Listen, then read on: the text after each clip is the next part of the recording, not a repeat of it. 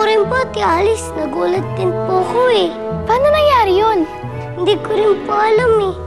Alam mo, meron ako librong nabasa eh, na meron talaga mga walis tingting na nakakalipad. Yun yung mga walis na mga mangkukulam. Walis ako ng mangkukulam. Sabi kasi ni Tatay Ipeng, meron mga mabubuti at masasamang mangkukulam o manggagaway. Alam mo, siguro walis ka ng manggagaway. Sige nga, subukan mo nga ulit lumipad. Ay, ayaw na.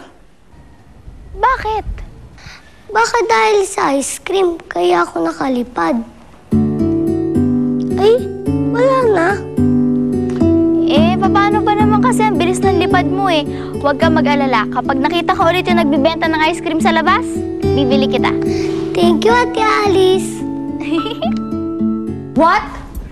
Tita, nagbibiro ka ba? Bakit mo inimbita ang mga taga-ampunan? Iyon ang request ni Ace. In fact, gusto nga niya si Alice ang kapartner niya eh.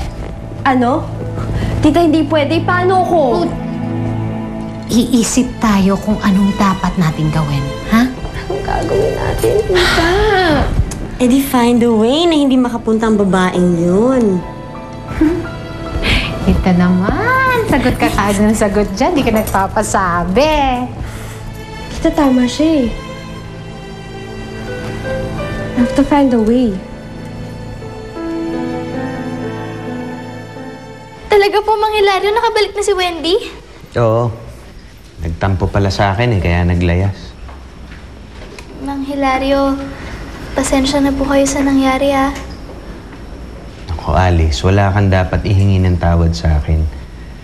Ang hihingin ko sa'yo eh, kung pwede, dagdagan mo pa ng konti yung pasensya mo kay Wendy. Huwag po kayong mag-alala. Mahaba naman po yung pasensya ko eh. Huwag mo na lang patulan ha, para wala nang gulo. Opo. Wendy? Wendy, masaya ako. Nakabalik ka na. Oh, Ako di masayang makita ka. Wendy, ba't mo naman tinulak si Alice? Wala namang ginagawa sa'yo eh. Anong wala? Siyang may kasalanan kung bakit ako naglayas.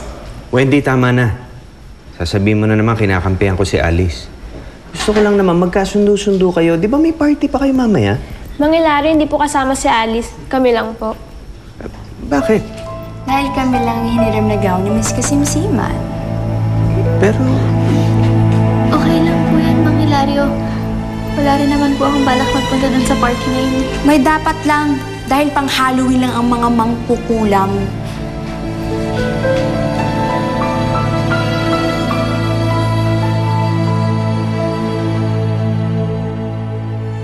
Kayong dalawa, ha? Kahit kailan, ha? Kayo! Langgam lang sinukuha nyo? Madam naman, ikaw kaya ay kagatin ng langgam. Tinan mo yung tsura namin, no? Tsaka huwag mo silang pagalitan, nakakaawa naman sila. Kawawa! Sinag! Mas malaki pa ang mga paa nila kaysa sa utak nila! Hayaan mo na. Mag-isip na lang tayo ng ibang paraan para makuha natin si Alice. Ano pa nga ba? And this time, ako na ang kikilos. Hindi na tayo pwedeng pumalpak. Ikaw, Tim! Maghanap ka ng bahay na malilipatan natin. Ibenta nyo ang mga lahas na nakuha natin. Eh, madam, ba't naman po natin kailangan lumipat? Kasama yun sa mga plano ko kay Alice. At sa pagkakataong ito, hindi na natin siya dudukutin. Sasama siya ng kusa sa atin nang hindi ko siya ginagayuma. Paano? Magawa mo kaya yun, Chang? Sasama siya, Sinan. Wala akong ginusto na hindi ko nakuha.